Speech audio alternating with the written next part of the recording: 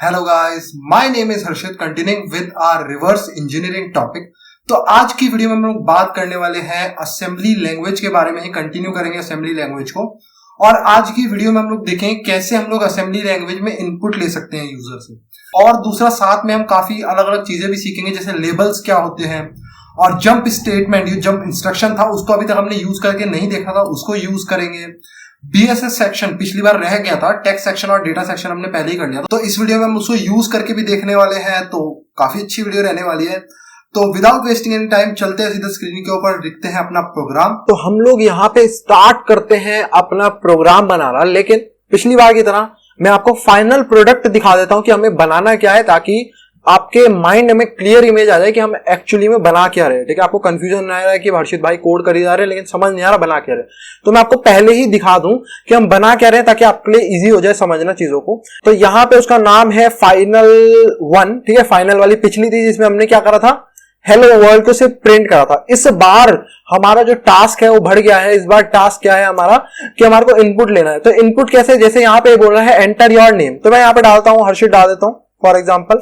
ठीक है, और इसने क्या प्रिंट कर दिया, हेलो हर्षित। ठीक है, यहां पे आप कुछ भी डाल सकते हो, जैसे मैंने यहां पे डाला for example the cyber expert. ठीक है, और आप यहां एंटर मारोगे हेलो द साइबर एक्सपर्ट, तो आप देख रहे हो जो हम दे रहे हैं उसी को हेलो कर रहा है। ऐसा मैंने रिजर्व नहीं कर रखा कि सिर्फ हर्षित को ही करेगा। ठीक है, तो यहां पे हम लोग ये प्रोग्राम असेंबली से बनाने वाले हैं और काफी मजा आने वाला है। प्रोग्राम बनाओगे काफी कुछ नया सीखने को मिलेगा। पिछली वीडियो काफी ज्यादा बेसिक थी, लेकिन बेसिक्स आपके उसी से क्लियर होंगे। इस वीडियो में भी काफी ज्यादा वही काम आने वाला है, सेम ही रहता है लगभग। ठीक है, तो सबलाइम में हम खोल लेते हैं। यहाँ पे इसका नाम हम दे देते हैं यूजर इनपुट डॉट एजम। ये मैंने पिछली बार बताया था, एजम क्यों रखा हमने, ताकि हमें याद रहे कि ये असेंबली की हमारी फाइल है। एक्सटेंशन मैटर नहीं करते लिनक्स में। अगर मैं इसका एक्सटेंशन पाई भी कर देता तो कोई अंतर नहीं पड़ता, लेकिन हमारी मेमोरी के लिए, हमारे याद रखने के लिए हमने करा है कि ये असेंबली फाइल है, इसलिए हमें पता रहे, बस इसलिए। सबलाइम में खोल रहा हूं, आप किसी में भी कर सकते हैं, कोई मैटर नहीं करता। तो जो बेसिक स्ट्रक्चर है वो तो सेम रहता है। मैंने आपको पिछली बार ही बताया था कि सबसे पहले हमारे को बताना पड़ता है ग्लोबल। ग्लोबल क्यों, हमें बताना है कि कहां से कोड को पढ़ना स्टार्ट करना है। ठीक है, तो वो कहां से करता है ये आपको पता है, अंडरस्कोर स्टार्ट से। ये सबसे पहला फंक्शन होता है। जिन लोगों ने पिछली वीडियो नहीं देखी है प्लीज उसको देख लो, उसमें सारे आपके बेसिक से वाले मैंने क्लियर करे हैं। बार बार एक ही चीज को रिपीट करूं कोई फायदा नहीं बनता।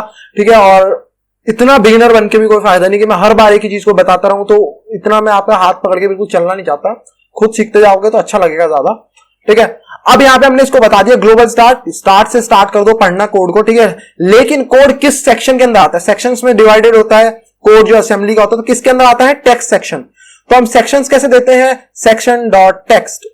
ठीक है, और यहां पे अब मैंने बता दिया कि भाई इसके अंदर मेरा सारा कोड रहेगा। ठीक है, तो अब यहां पे हम आते हैं और सबसे पहली चीज क्या बनाएंगे, मैंने जैसे बताया था यहां पे हमारे को स्टार्ट जो है इसको लेबल बोलते हैं, जो बेसिकली इसकी राइट टर्म है जो इसके लिए यूज करी जाती है। ठीक है, तो इसको हम लेबल बोलते हैं कि एक लेबल है। ठीक है, हम लगाते हैं ना बॉक्सेस होते हैं, अलग अलग बॉक्स। मान लो एक टॉय का बॉक्स है, किचन का बॉक्स है, किचन का सामान जिसमें रखा है। ठीक है, एक बाथरूम का बॉक्स है जिसमें बाथरूम का सामान रखा है, तो हम उसके ऊपर लेबल लगा देते हैं, चिट सी लगा देते हैं कि भाई ये बाथरूम का है, ये किचन का है, तो वो लेबल है। ये भी लेबल है बता रहा है, बस लेबल इसलिए हम इसको बोलते हैं कि ये यहां से स्टार्ट करना है, इसके अंदर कोड आ रहा है, ये लेबल है हमारा। ठीक है, अब इस लेवल में स्टार्ट करते सबसे पहली चीज मुझे क्या प्रिंट करनी है, एंटर योर नेम। तो ये तो पिछले वाले की तरह जैसे हमने हेलो वर्ल्ड प्रिंट करा था, बस उसकी जगह पे यहां पे हम प्रिंट कर देंगे एंटर योर नेम। बिल्कुल सिंपल है, जैसे पिछली बार हमने करा था सेम बिल्कुल। तो कैसे करेंगे, उसके लिए सबसे पहले हमारे को सिस्टम कॉल करनी पड़ेगी, कर्नल को सिस्टम कॉल करनी पड़ेगी, कर्नल को बोलना पड़ेगा कि भाई स्क्रीन के ऊपर ये राइट कर, एसटीडी आउटपुट पे राइट कर क्या चीज, एंटर योर नेम। ठीक है, तो कैसे कर सकते हैं, यहां पे हम सिस्टम कॉल करेंगे, मूव करेंगे आरएक्स के अंदर वैल्यू। तो आरएक्स के अंदर कौन सी वैल्यू जाएगी, जो हमें सिस्टम कॉल करनी है उसका नंबर। तो मैं आपको दिखा देता हूं वो वाली फाइल दोबारा से, क्योंकि वो भी आगे यूज भी आएगी और ज्यादा, क्योंकि कुछ नए सिस्टम कॉल देखेंगे इस वीडियो में। तो यहां पे करेंगे कैट, ठीक है, यूजर के अंदर, इंक्लूड के अंदर, N286 के अंदर, 64 लिनक्स ग्नू, असेंबली के अंदर, यूनिस्टेड 64। ठीक है, ये मैं एंटर मारूंगा यहाँ पे तो आपको दिख जाएगा हमारे सिस्टम कॉल्स और उनके नंबर यहाँ पे आ चुके हैं। तो हमारे को करनी है राइट सिस्टम कॉल, जो एसटीडी आउट या एरर मैसेज लिखने में राइट में हमारे काम आएगी। तो ये वाली हमारे को करनी है, इसका नंबर 1 है, तो RAX के अंदर जाने वाला है 1। तो मूव करते हैं RAX के अंदर 1 या फिर 0 into 1, एक ही बात। ठीक है, अब यहाँ पे हमने ये कर दिया है। उसके बाद यहाँ पे हम करते हैं, मूव करते हैं यहाँ पे पहला आर्ग्यूमेंट किसके अंदर जाता है, आरडीआई, फिर आरएसआई, फिर आरडीएक्स, कॉमन है, बार बार नहीं बता रहा हूं, ठीक है। यहाँ पे आप देख सकते हो इसका मैनुअल पेज, मैन 2, और यहाँ पे राइट, मैन 2 का मतलब सिस्टम कॉल, राइट का हमारे को देखना है, ठीक है। इसके आर्ग्यूमेंट्स क्या है, यहाँ पे 3 फाइल डिस्क्रिप्टर, एसटीडी आउट हमें यूज करना है, यानी कि 1 नंबर, बफर क्या चीज लिखनी है ये बताएंगे, और काउंट कितनी लेंथ लिखनी है, ठीक है। तो यहाँ पे हम आते हैं और स्टार्ट करते हैं। सबसे पहला आर्ग्यूमेंट जाना कहां लिखनी है, तो हमारे को एसटीडी आउट यानी कि आउटपुट में लिखनी है, तो उसका नंबर होता है 1, एरर का 2, इनपुट का 0, ठीक है। तो यहाँ पे ये हो गया। अब उसके बाद आता है सेकंड आर्ग्यूमेंट, क्या चीज लिखनी है, तो यहाँ पे हम मूव करते हैं आरएसआई के अंदर। तो जो हमारी हेलो वर्ल्ड स्ट्रिंग है ये कहां पे जाएगी, ये मैंने आपको बताया था सेक्शन डॉट डेटा के अंदर। क्यों जाएगी, क्योंकि हमारे को इसकी वैल्यू पता है, हम इसको एक वेरिएबल के अंदर स्टोर करेंगे, ठीक है।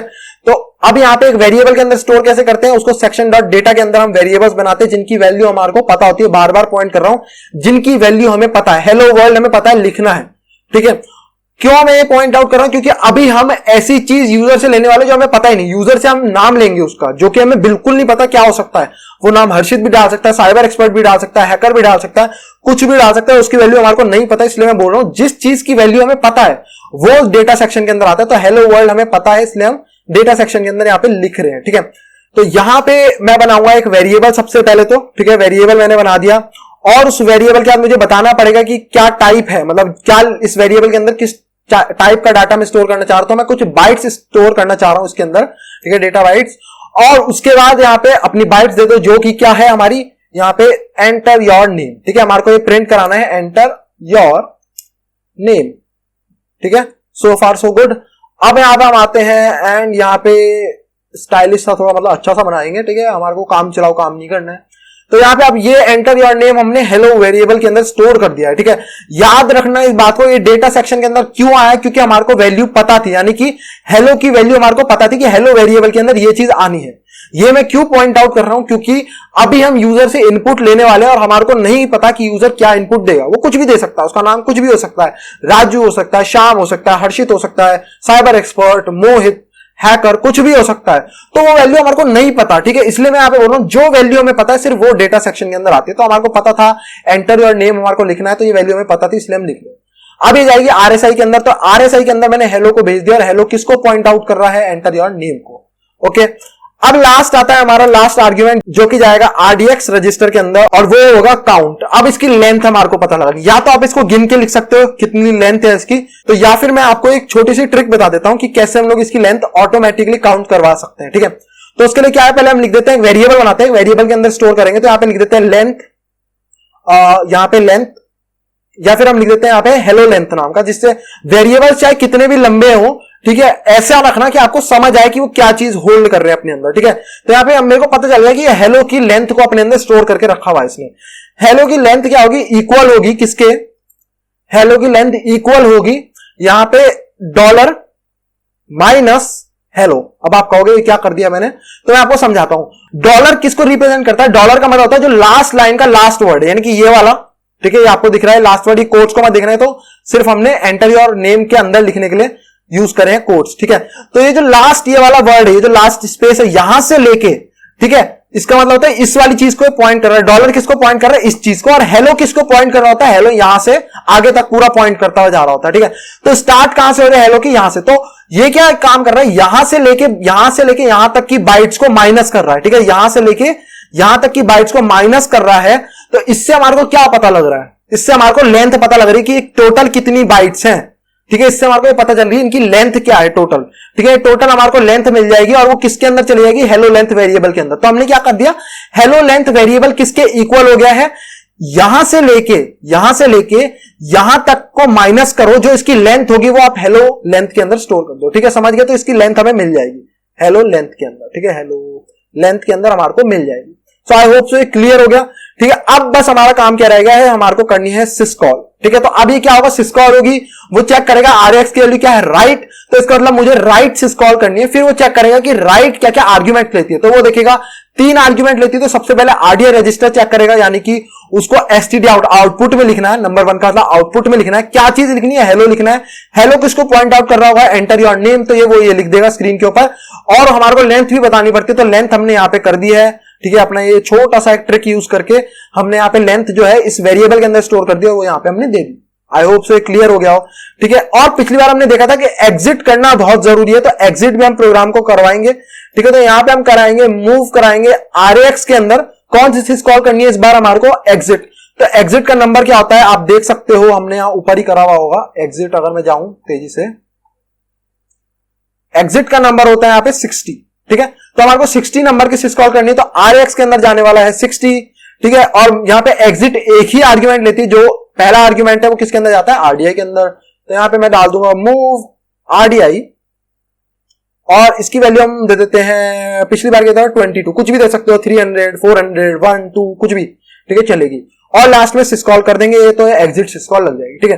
तो अब हमारे program enter your name print कर देगा, अभी इतना बना है। इसको असेंबल, याद रखना, असेंबल यानी कि मशीन कोड में कन्वर्ट करेंगे और लिंक करेंगे। लिंक क्या काम करेगा, जो और जरूरी कोड है उसके साथ हमारे प्रोग्राम को लिंक कर देगा। जो और ऑब्जेक्ट फाइल होंगी, जो और अदर शेयर्ड ऑब्जेक्ट फाइल्स होंगी, उनके साथ हमारी जो ऑब्जेक्ट फाइल होगी उसको जोड़ देगा, लिंक कर देगा, ताकि जो लिनक्स है वो समझ पाएगी इसको रन कैसे करना है इस एल्फ फाइल, ठीक है। सो आई होप सो क्लियर हो गया होगा। तो अब यहां पे हम करते हैं nasm-f elf 64 में कन्वर्ट करनी है हमारे को फॉर्मेट, ठीक है। और उसके बाद यहां पे नाम दे दो, तो हमने इसका नाम दिया था यूजर इनपुट डॉट एजम, और इसका आउटपुट होगा यूजर इनपुट डॉट ओ। ये ओ का मतलब क्या है, ऑब्जेक्ट फाइल एक्सटेंशन मैटर नहीं करते, लेकिन फिर भी हमने लगाए क्योंकि मुझे पता है ऑब्जेक्ट फाइल क्या होती है, हमारा असेंबली कोड मशीन कोड में कन्वर्ट हो जाएगा जिसको मशीन समझ पाएगी, ठीक है। एंटर मारते हैं, विदाउट कोई एरर यहां पे आपको दिखेगा, एक फाइल बन चुकी होगी जो कि होगी हमारी ओ फाइल, आपको दिखेगा ये यूजर इनपुट डॉट ओ। ये एल फाइल अगर आप देखोगे यहां पे यूजर इनपुट डॉट ओ, ये है तो एल फाइल, लेकिन ये लिंक्ड नहीं है, आपको दिख रहा होगा कहीं लिखा नहीं आ रहा कि ये लिंक्ड है, तो इसलिए रन नहीं करेगी, क्योंकि और जरूरी कोड जो इसको रन करने के लिए चाहिए वो अभी इसके साथ जुड़ा नहीं है। सिर्फ हमारा कोड ही नहीं चाहिए होता रन करने के लिए एक फाइल को, और बहुत सारा कोड अपनी तरफ से जोड़ेगा लिंकर, ताकि ये रन कर पाए, इसको समझ पाए लिनक्स सिस्टम की इसको रन कैसे करना है, ठीक है। तो यहां पे हम इसको लिंक करते हैं विद हेल्प ऑफ LD, ठीक है, LD लिंकर की मदद से। और यहां पे हम नाम दे देते हैं, हमारी फाइल का है यूजर इनपुट डॉट ओ, और आउटपुट का नाम क्या होगा, आउटपुट फाइल का यूजर इनपुट, बस यूजर इनपुट। ये लिंक भी हो गई विदाउट कोई एरर, यूजर इनपुट दे देते हैं यहां पे यूजर इनपुट, और एंटर योर नेम सक्सेसफुल यहां पे प्रिंट हो चुका है विदाउट कोई टेंशन। तो अब हमारा एक काम तो हो गया। अब सेकंड काम है इनपुट लेना, ठीक है। तो इनपुट हम कैसे ले सकते हैं, बहुत इजी, जैसे ये करा बिल्कुल सेम ऐसा ही है, बस राइट की जगह हम कौन सी सिस्टम कॉल करेंगे, रीड सिस्टम कॉल, ठीक है। तो यहां पे एग्जिट से पहले, एग्जिट करने के बाद मत कर देना, ठीक है, पहले ही प्रोग्राम ने एग्जिट कर दिया और आपने कर दिया अपना काम, ठीक है। अब मुझे यहां पे काफी बड़ा हमारा प्रोग्राम हो जाएगा, तो अब मैं यहां पे क्या काम करूंगा, एक और लेबल बना दूंगा, ठीक है।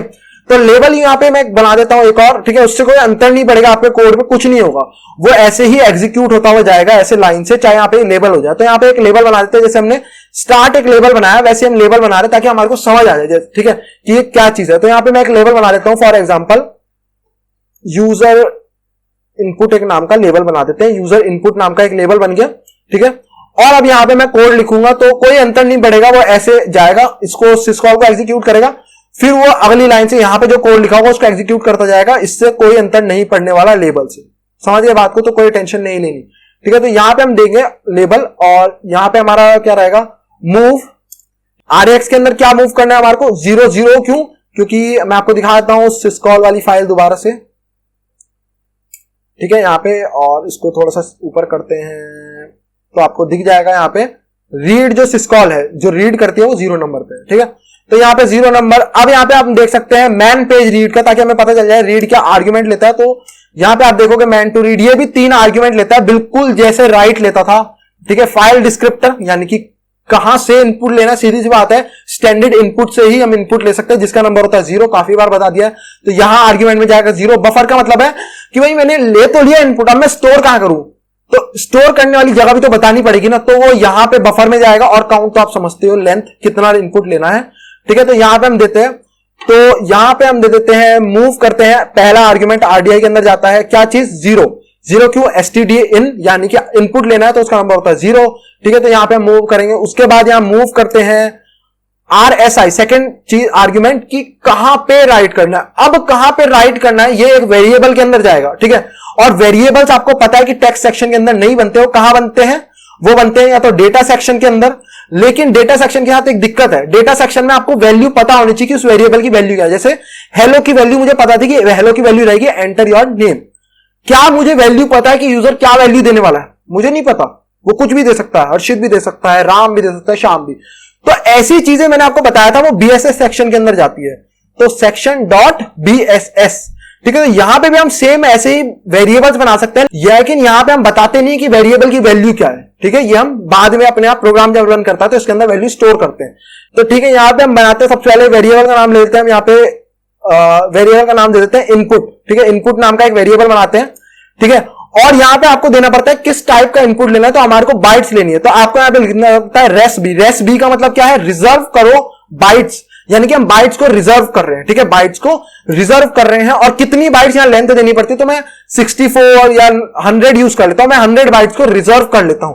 जो इनपुट आएगा वो 100 से ज्यादा नहीं दे सकते आप। 100 से ज्यादा दे तो सकते हो, लेकिन वो लेगा नहीं उसको, समझ गए। आप तो स्क्रीन पे कितना मर्जी टाइप कर लो, लेकिन जो स्टोर होंगे वो शुरू के 100 चीज ही स्टोर होगी, समझ गए। तो यहां पे मैं 100 दे रहा हूं और जरूरी नहीं है सिर्फ 100 देना, 100 या 100 से कम का इनपुट लेगा ये, समझ गए बात को। तो मैंने यहां पे 100 बाइट्स स्टोर कर लिए इनपुट वेरिएबल के अंदर, ठीक है। तो अब यहां पे बफर में, यानी कि मैं कहां पे स्टोर करना चाहता हूं, मैं इनपुट वेरिएबल के अंदर स्टोर करना चाहता हूं, सीधी सी बात है, ठीक है। तो यहां पे मैं मूव कर लेता हूं इनपुट के अंदर। अब मेरा आ जाएगा, जो भी यूजर देगा वो इनपुट वेरिएबल के अंदर स्टोर हो जाएगा और वो 100 के अंदर अंदर होना चाहिए, समझिए। 100 से ज्यादा होगा तो जो शुरू के 100 चीज होंगी, जो कैरेक्टर्स होंगे वो स्टोर होंगे खाली, ठीक है। थर्ड चीज होगी यहां पे काउंट। काउंट का मतलब है कि कितना यहां पे इनपुट लेना है, ठीक है। तो यहां पे हम लेना चाहते हैं 100, ये मैंने बताया यहां पे 100, ठीक है। यहां पे आपको स्पेसिफिक लेंथ नहीं देनी, इसका मतलब होता है 100 से कम। 100 से कम स्पेसिफिक भी दे सकते हो कि मैंने एक ही दिया तो उसका मतलब तो एक ही इनपुट आएगा, तो स्पेसिफिक हो गई। लेकिन आप 100 भी दे सकते हो, उसका मतलब क्या होगा? 100 या उससे कम, समझिए बात को। तो यहां पे मैं RDX, थर्ड आर्ग्यूमेंट किसके अंदर जाता है? RDX के अंदर। और क्या चीज? 100। यहां पे मैंने 100 का स्टोर करा तो 100 ही दूंगा, समझ गए बात को, ठीक है। तो अब यहां पे यूजर इनपुट भी हमारा तैयार हो चुका है। अब ये यूजर इनपुट भी लेगा, समझ गए कितना इजी था। बस सिस्कॉल लगानी रह गई, सिस्कॉल भी लगा देते हैं। इजी था, सिस्कॉल लगाई। अब सिस्कॉल पढ़ेगा कि मुझे कौन सी सिस्टम कॉल करनी है, वो RX की वैल्यू पड़ेगा, वो क्या होगी? 0। इसका मतलब मुझे रीड सिस्कॉल करनी है। फिर वो चेक करेगा रीड कितने आर्ग्यूमेंट लेता है। रीड लेता है 3 आर्ग्यूमेंट, तो वो पहले RDA की वैल्यू चेक करेगा, इसका मतलब कहां से इनपुट लेना है, वो कहेगा 0। 0 का मतलब स्टैंडर्ड इनपुट, ठीक है। कहां पे जो इनपुट आएगा वो कहां स्टोर करूंगा, तो वो चेक करेगा इनपुट वेरिएबल के अंदर स्टोर करना है, वो उसकी लेंथ देखेगा, ठीक है। वो इनपुट के अंदर स्टोर कर देगा। फिर वो चेक करेगा कितनी वैल्यू मेरे को लेनी है, ठीक है। स्टैंडर्ड इनपुट से कितने कैरेक्टर शुरू के मुझे उठाने हैं। अगर वो 100 से ज्यादा हुई तो वो क्या करेगा, तो उसको बता रहे कि 100 तक ही लेने हैं, उससे ज्यादा नहीं। और वो जो भी वैल्यू आएगी वो इसके अंदर स्टोर हो जाएगी, ठीक है। ये इजी था। अब यहां पे हम करते हैं, इसको भी रन करके देख लेते हैं इनपुट ले रहा है। और यहां पे मैं एक और लेबल बनाया था जिससे मुझे पता रहे कि ये कोड क्या कर रहा है, ये एग्जिट करने का काम कर रहा है ये कोड, ठीक है। ये भी मैं यहां पे बता देता हूं। तो यहां पे मैं लिख देता हूं एग्जिटिंग प्रोग्राम, ये मैंने यहां पे दे दिया, ठीक है। तो मैंने आपको बताया इनसे कोई अंतर नहीं पड़ता, लेकिन आपके काम आएंगे लेबल्स किसी कोड, मुझे याद रहेगा कि ये कोड क्या काम कर रहा है। ये तो स्टार्ट है कि ये तो स्टार्टिंग है, मुझे समझ आ गया। उसके बाद ये क्या काम कर रहा है, ये यूजर इनपुट लेने का काम कर रहा है, ये मुझे इससे पढ़ के समझ आ गया, ठीक है। और इससे कोड एग्जीक्यूशन में कोई अंतर नहीं पड़ेगा। जैसी सिस्टम कॉल एग्जीक्यूट होगी तो नेक्स्ट इंस्ट्रक्शन ये एग्जीक्यूट होना शुरू हो जाएगा अपने आप, ठीक है।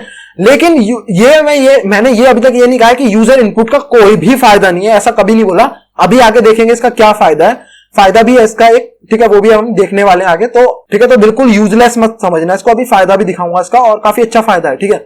तो यहां पे अब मैं इसको दोबारा से दोबारा मैं बोल रहा हूं असेंबल करेंगे। असेंबली प्रोग्राम है, असेंबलर की मदद से इसको मशीन कोड में कन्वर्ट करेंगे, ठीक है। नेजम वाला कमांड, और मैं दोबारा नहीं लिखूंगा। तो यहाँ पे नेजम -elf का मतलब फॉर्मेट elf 64, यानी कि elf किसके लिए होता है, लिनक्स की फाइल्स को elf होती है जो डायरेक्ट एग्जीक्यूट हो जाती है 64 बिट, और फाइल का नेम आउटपुट फाइल। लिंक करेंगे LD की मदद से, and now run this program. अभी हमारे से इनपुट भी मांग रहा है, तो मैं यहां पे दे देता हूं हर्षित। नो प्रॉब्लम, हर्षित भी इनपुट आ चुका है, समझ गए बात को। अब यहां पे आता है कि अब हमारे को प्रिंट करवाना है क्या चीज, हेलो, और उसके बाद जो यूजर ने वैल्यू दी है। तो हेलो प्रिंट कराना तो कोई मुश्किल नहीं, जैसे हमने ये प्रिंट करवाया है सेम वैसे ही हेलो भी प्रिंट हो जाएगा, कोई हार्ड काम नहीं, ठीक है। तो यहां पे मैं एक और लेबल बना देता हूं प्रिंटिंग हेलो नाम से, प्रिंटिंग हेलो, ये लेबल बना दिया ताकि मुझे समझ आए क्या कर रहे हैं।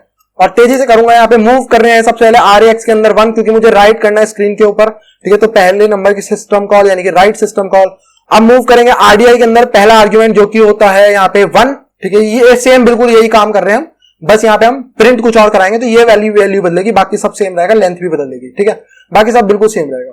मूव कर रहे हैं आरएसआई सेकंड रजिस्टर के अंदर, क्या चीज करानी है, तो यहाँ पे हमारे को डेटा सेक्शन के अंदर एक और यहाँ पे बनाना पड़ेगा कि क्या प्रिंट कराना है। तो इसका नाम यहाँ पे दे देते हैं हम, कुछ भी दे सकते हो आप यहाँ पे, यहाँ पे हम दे देते हैं, एक काम करते हैं यार, ये हेलो ना इस पे सूट नहीं कर रहा है, हेलो हेलो पे ही सूट करेगा, तो यहाँ पे हम दे देते हैं वेलकम मैसेज। ये वेलकम मैसेज स्टार्टिंग जैसी प्रोग्राम होगा तो वेलकम मैसेज ये प्रिंट हो रहा है, वेलकम मैसेज, और इस वेरिएबल का नाम यहाँ पे भी चेंज कर देते हैं कि ये वेलकम मैसेज है, वेलकम मैसेज, और लेंथ के टाइम पे भी यहाँ पे भी हमारे को चेंज करना पड़ेगा, इसका नाम वेलकम मैसेज, MSSG। सही, अब यहाँ पे एक हेलो नाम का वेरिएबल बनाते हैं जिसके अंदर भी हम बाइट्स ही स्टोर करने वाले हैं। कौन सी बाइट्स, यहाँ पे हेलो और साथ कॉमा और एक स्पेस, ठीक है, स्पेस का हम जो यूजर ने नाम लिखा होगा उसका नाम यहाँ पे प्रिंट कराएंगे, ठीक है। तो यहाँ पे हम, और ठीक है, ये हो गया हेलो प्रिंट। अब यहाँ पे हेलो बन गया, अब इसकी लेंथ भी हमारे को देनी पड़ेगी, राइट जो है राइट सिस्टम को वो लेंथ भी मांगती है, तो सेम तरीके से हम इसकी लेंथ बना सकते हैं, वरना आप इसकी लेंथ तो आसानी से लिख भी सकते हो। इसकी लेंथ क्या है, गिन के 7 है इसकी लेंथ, लेकिन हम थोड़ा सा प्रोफेशनलिज्म लेते हैं और इसी वाली ट्रिक को यूज करेंगे। यहाँ पे हम हेलो की जो लेंथ है, ठीक है, वो हम यहाँ पे लिखते हैं, और यहाँ पे यार यहाँ पे भी चेंज करना पड़ेगा, मुझे वेलकम लिखना पड़ेगा, वेलकम लेंथ, WLC लेंथ लिखना पड़ेगा यहाँ पे भी, क्योंकि हमें पढ़ने में थोड़ा इजी रहे, वेलकम लेंथ, और यहां पे हो जाएगा हेलो की लेंथ, यहां एक्चुअली हेलो की लेंथ आएगी GTH, ठीक है, ये हेलो की लेंथ है, और ये किसके इक्वल होगी, EQU इक्वल होगी ये डॉलर माइनस हेलो। तो ये फिर से समझा देता हूं क्या काम कर रहा है। डॉलर का मतलब क्या है, लास्ट कैरेक्टर यानी कि इस स्पेस से लेके हेलो यानी कि फर्स्ट कैरेक्टर तक जितने बाइट्स हैं उनकी गिनती करके, और ये इक्वल्स टू रख के इसके अंदर दे देगा, हेलो लेंथ वेरिएबल के अंदर स्टोर कर देगा, ठीक है। तो यहां पे हम दे देते हैं इसको भी हेलो लेंथ वेरिएबल के अंदर, ठीक है, और लास्ट में यहां पे हमारे को नहीं सॉरी, यहां पे पहले मेरे को वो देना है, हेलो जाएगा RSI के अंदर, ठीक है, हेलो, और मूव करेंगे हम RDX के अंदर। लास्ट आर्ग्यूमेंट जो थर्ड आर्ग्यूमेंट जो होता है वो RDX के अंदर जाता है, वो क्या होता है, लेंथ। तो हेलो की लेंथ हमने बता ही दिया, हेलो की लेंथ हेलो लेंथ वेरिएबल के अंदर होगी, और लास्टली हमें सिस्कॉल करनी है, सिस्टम को कॉल करनी है। तो यहाँ पे ये सिस्टम कॉल RDX की वैल्यू पड़ेगा, यानी कि राइट सिस्टम कॉल करनी है, उसके बाद 3 जो आर्ग्यूमेंट्स है उनकी वैल्यू पड़ेगा और काम कर देगा, ठीक है। करके देखते हैं काम कर रहा है कि नहीं। लेट्स असेंबल एंड लिंक, ठीक है, assemble link run, enter your name Harshit, and यहाँ पे ये प्रिंट हो गया। अब लास्ट चीज रह गई है, क्या चीज रह गई है, हर्षित जो यूजर ने दिया है वो प्रिंट कराना। ये थोड़ा सा ट्रिकी पार्ट है यहाँ पे, ठीक है। ट्रिकी क्यों है मैं बताता हूं, अभी आपको समझ आ जाएगा ये ट्रिकी क्यों होने वाला है, ठीक है। बिल्कुल सेम है जैसे ये सब है वैसे ही ये भी है, बिल्कुल सेम रहेगा। यहां पे आएगा printing user input, printing user input, ठीक है, और बिल्कुल सेम कोड रहना है क्योंकि इसमें भी हमारे को राइट कराना है स्क्रीन के ऊपर, तो बिल्कुल सेम रहने वाला है। मूव करो RAX के अंदर क्या चीज, 1 मूव करो, यानी कि राइट सिस्टम कॉल करनी है। फिर मूव करो RDI के अंदर, RDI के अंदर क्या जाएगा, कहां राइट करना है, 1 STD आउट में। फिर मूव करो क्या RSI के अंदर क्या मूव करना है, मूव करो RSI के अंदर यहां पे क्या चीज लिखनी है, और वो क्या चीज लिखनी है वो एक वेरिएबल का नाम देना पड़ता है, और किस वेरिएबल के अंदर स्टोर है, यूजर का इनपुट, इनपुट वेरिएबल के अंदर स्टोर है ना। जब हमने इनपुट लिया था तो इनपुट वेरिएबल के अंदर स्टोर करा था, तो यहां पे हम देते हैं इनपुट की जो वैल्यू इसको यहां पे करो। अब आता है मोस्ट ट्रिकी पार्ट, क्यों मैं बताता हूं, क्योंकि अब हमारे को मूव कराने हैं यहाँ पे लेंथ। मुझे जो इनपुट की लेंथ है वो देनी पड़ेगी कि इनपुट की लेंथ क्या। अब दिक्कत यहां पे क्या है कि मुझे नहीं पता यूजर ने कितनी लेंथ का इनपुट दिया, वो हो सकता है 60 लेंथ का इनपुट हो सकता है 1 लेंथ का इनपुट हो, तो मुझे तो पता ही नहीं ना मैं कैसे दूंगा। तो इसका सॉल्यूशन क्या है, तो इसका सॉल्यूशन ये है, देखो यहां पे कुछ रिटर्न वैल्यू भी होती है, जो हर सिस्टम कॉल जब आप कर लेते हो ना तो सिस्टम कुछ रिटर्न भी करता है आपको, समझ रहे, जैसे आप एग्जिट कराएं यहां मान लो, तो हम 22 रिटर्न करते हैं बदले में कि हमारे को पता चल जाए कि सब कुछ सही गया। वैसे ही सिस्टम कॉल यहां पे कुछ वैल्यू रिटर्न करता है। वो क्या रिटर्न करता है, ठीक है, जैसे कि जो राइट सिस्टम कॉल होती है जब वो एग्जीक्यूट हो जाती है पूरी, तो जब वो राइट कर देती है आउटपुट या फिर एरर कुछ भी राइट कर देती है, ठीक है, तो उसके बाद वो रिटर्न करती है एक वैल्यू। वो वैल्यू क्या होती है कि उसने कितनी लेंथ राइट करी, यानी समझ रहे हो, उसने कितनी बाइट्स लिखी वो रिटर्न करती है ये चीज, ठीक है, वो कितना लिखा। वैसे ही रीड सिस्टम कॉल क्या काम करती है, यूजर ने जितनी वैल्यू दी होगी वो उतना रिटर्न करती है, समझ गए बात को। यानी कि यूजर जितना इनपुट देता है ना, जैसे ही वो सिस्टम कॉल पूरी कंप्लीट हो जाती है तो वो रिटर्न करती है एक वैल्यू। वो वैल्यू क्या होती है कि यूजर ने कितना लेंथ का इनपुट दिया है, और वही हमें चाहिए, हमारे को पता लगाना है कि यूजर की लेंथ का इनपुट क्या है। समझ आया बात को, है ना। तो वो हमारे को पता लगाना है कि यूजर ने कितनी लेंथ का इनपुट दिया है। अब वो कहां पे होती है, जो रिटर्न वैल्यू आती है वो कहां पे आती है, जो भी रिटर्न वैल्यू होती है वो RAX रजिस्टर के अंदर देता है सिस्टम कॉल। तो जैसे सिस्टम कॉल एग्जीक्यूट होगा तो वो एग्जीक्यूट होने के बाद क्या काम करेगा कि यूजर ने जितनी भी लेंथ का इनपुट दिया होगा उसकी लेंथ RAX रजिस्टर के अंदर स्टोर कर देगा। स्टोरेज है वो एक, तो उसके अंदर वो स्टोर कर देगा।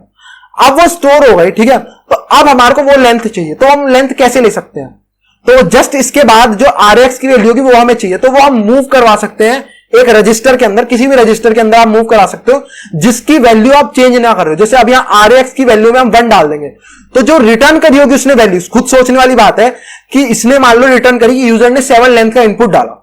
अब मैंने तो नेक्स्ट 9 में RAX के अंदर 1 डाल दिया, तो अब क्या होगा, जो 7 होगा वो हट जाएगा, उसके अंदर 1 आ जाएगा, लेकिन वो 7 हमारे लिए वैल्यूएबल था, वो हमें चाहिए। तो मैं क्या काम करूंगा, जो उसकी वैल्यू है मैं उसको स्टोर कर लूंगा एक दूसरे रजिस्टर के अंदर जिसको हम पूरे कोड में यूज ही नहीं कर रहे हैं। तो यहां पे हमने कुछ ही रजिस्टर यूज कर रहे हैं, तो मैं RBX रजिस्टर, RCX रजिस्टर इनका यूज कर सकता हूं इस काम के लिए, वो खाली पड़े हैं अभी, तो मैं उनका यूज कर सकता हूं। तो मैं क्या काम करूंगा यहां पे, ठीक है, यहां यूजर इनपुट में मैं क्या काम करूंगा, मूव कर दूंगा, ठीक है। कहां पे मूव करनी है, RBX के अंदर मूव कर लेता हूं या RCX के अंदर, किसी के अंदर भी आप कर सकते हो। मैं मूव कर लूंगा RBX के अंदर, क्या चीज, RAX की जो वैल्यू होगी। RAX की वैल्यू क्यों कर रहा हूं, क्योंकि जो रीड सिस्टम कॉल होगी उसने रिटर्न करी होगी लेंथ की, कितनी लेंथ का इनपुट यूजर ने दिया RAX के अंदर। तो जो RAX के अंदर वैल्यू होगी वो मैं RBX के अंदर मैंने सेव कर ली, वो RBX के अंदर रहेगी जब तक मैं उसे छेड़ता नहीं, वो RBX के अंदर ही रहने वाली जब तक मैं उसे छेड़ता नहीं, ठीक है। तो अब मैं उसको छेड़ूंगा नहीं, RBX रजिस्टर आप देखोगे तो पूरे कोड में मैं कुछ नहीं मूव कर रहा हूं RBX रजिस्टर के अंदर, तो मेरी वैल्यू सेव रहेगी यहीं पे, ठीक है। तो अब RAX के अंदर तो 1 चला गया, तो RAX की जो वैल्यू होगी वो तो मिट जाएगी, लेकिन RBX की वैल्यू सेव रहेगी। तो अब मैं क्या काम करूंगा, यहां पे अब मुझे लेंथ चाहिए, तो वो लेंथ किसके अंदर है, RBX रजिस्टर के अंदर है, तो मैं RBX की वैल्यू को RDX रजिस्टर के अंदर सेव करवा लूंगा, ठीक है। यानी कि लेंथ जो होगी वो RDX के अंदर चली जाएगी। समझे बात को कैसे हुआ, तो मैं आपको समझा देता हूं। यहां पे मैंने क्या करा, मैंने क्या काम करा, RAX के अंदर जो रिटर्न वैल्यू थी मैंने उसको स्टोर कर लिया किसके अंदर, RBX के अंदर, और जब मुझे इस RBX वाली वैल्यू जो लेंथ मुझे जरूरत थी मैंने उसको RDX के अंदर मूव कर दिया। समझे कैसे एक से दूसरी जगह मूव करा, तो ये हमने यहां पे करा। आई होप सो क्लियर हुआ हो, ठीक है। अब यहां पे सब कुछ सेट है, सब कुछ सेट हो गया। अब लास्टली मेरे को क्या काम करना है, यहां पे सिस कॉल करनी है, सिस कॉल करनी है।